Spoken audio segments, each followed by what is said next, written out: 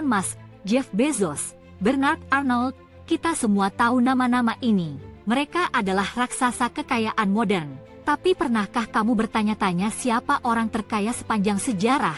Sejarah memberi kita raja, kaisar, dan ratu, seperti Kaisar Romawi atau Ratu Victoria. Tapi yang mengejutkan, orang terkaya sepanjang masa adalah seorang raja Afrika, Mansa Musa. Ya, pada abad pertengahan, Mansa Musa dikenal sebagai Singa Mali. Dia tidak hanya mempengaruhi sebuah kerajaan, dia menguasai emas itu sendiri. Selama masa pemerintahannya, ia membangun banyak bangunan monumental, dan hari ini kekayaannya akan bernilai sekitar 400 miliar dolar. Dalam episode Wonder Facts ini, kita akan membahas siapa Mansa Musa, dan bagaimana ia berhasil mengendalikan kekaisaran besar di Mali. Perjalanan ini membawa kita kembali ke masa ketika Kekaisaran Mali di Afrika Barat berdiri bangga dengan kekayaan dan ekspansinya. Mansa Musa lahir sekitar tahun 1280. Saudaranya, Abu Bakar, diberi gelar Mansa, yang berarti raja dari segala raja, gelar yang dikhususkan untuk Kaisar Mali. Pada saat itu, Abu Bakar memerintah seluruh Kekaisaran Mali. Namun, dia bukan penguasa biasa, dia terobsesi dengan laut. Gairah itu membuatnya dikenal sebagai raja penjelajah. Didorong oleh rasa ingin tahu, ia berangkat untuk menemukan tanah jauh di luar Cakrawala Barat. Ia meluncurkan ekspedisi, mengirim kapal menuju benua yang tidak dikenal ini. Hanya satu kapal yang kembali, tetapi itu tidak menghentikannya. Abu Bakar memulai pelayaran kedua. Mengikuti tradisi Mali, Abu Bakar menunjuk seorang penguasa yang layak untuk menggantikannya jika terjadi sesuatu yang salah selama ekspedisinya.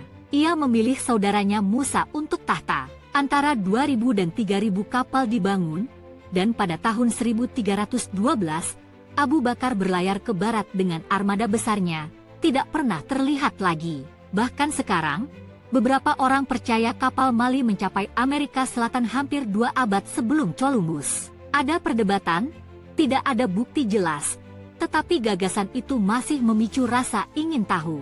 Columbus sendiri mencatat bahwa orang berkulit gelap datang dari Tenggara dengan perahu dan berdagang emas. Dia mencatat barang logam Afrika diperdagangkan dengan penduduk asli Amerika. Dan tes kimia kemudian menunjukkan bahwa beberapa emas yang ditemukan di Amerika berasal dari Afrika. Ya, Afrika dan Amerika mungkin sudah pernah berhubungan jauh sebelum Columbus. Jadi, mungkinkah semua ini terkait dengan pelayaran hilang Abu Bakar? Ini adalah sesuatu yang kebanyakan dari kita tidak pernah tahu. Bahkan hingga hari ini, kita tidak tahu persis bagaimana Mansa Musa menjadi raja Kekaisaran Mali pada tahun 1312.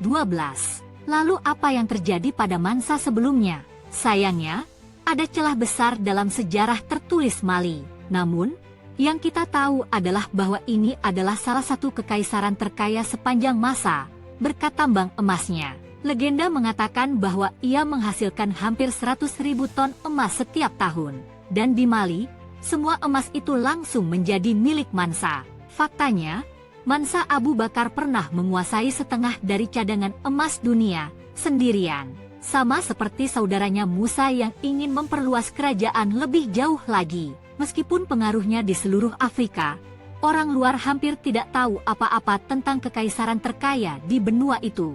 Khususnya orang Eropa, mereka hampir tidak tahu Afrika ada, apalagi Mali. Jadi, untuk mengubah itu, Musa melakukan salah satu aksi publisitas terbesar dalam sejarah. Sebagai seorang Muslim yang taat, ia memutuskan untuk pergi berziarah ke Mekah. Tapi itu bukan hanya tentang haji. Ia memiliki rencana yang lebih besar. Ia membawa 60.000 orang, tentara, pedagang, wanita, anak-anak, dan budak. Semua ini untuk menunjukkan kepada dunia betapa kuat dan kayanya Mali sebenarnya. Ia berangkat dengan kafilah besar yang membawa bertonton emas. Setiap pelancong yang bersamanya, ya, setiap orang, mengenakan 2 pasang perhiasan mewah. Ia ingin meninggalkan kesan pada orang-orang di setiap negeri yang dilewatinya. Jadi dia memastikan bahkan budak dan tentara memakai pakaian mahal. Dan ya, dia membawa gunung makanan hanya untuk memberi makan orang di sepanjang jalan. 80 unta tidak membawa apa-apa selain emas. Kemanapun Musa pergi, dia membagikan emas seperti permen dan bahkan membangun masjid untuk penduduk setempat. Ini bukan hanya perjalanan religius, ini adalah langkah publisitas di tingkat yang benar-benar baru. Bayangkan tinggal di desa kecil dan seseorang seperti Musa memberi Anda emas. Bagaimana perasaan Anda? Itulah tepatnya yang dirasakan orang-orang saat itu. Kedermawanan Musa membuat seluruh wilayah menjadi lebih makmur. Kemanapun dia pergi, perekonomian berubah.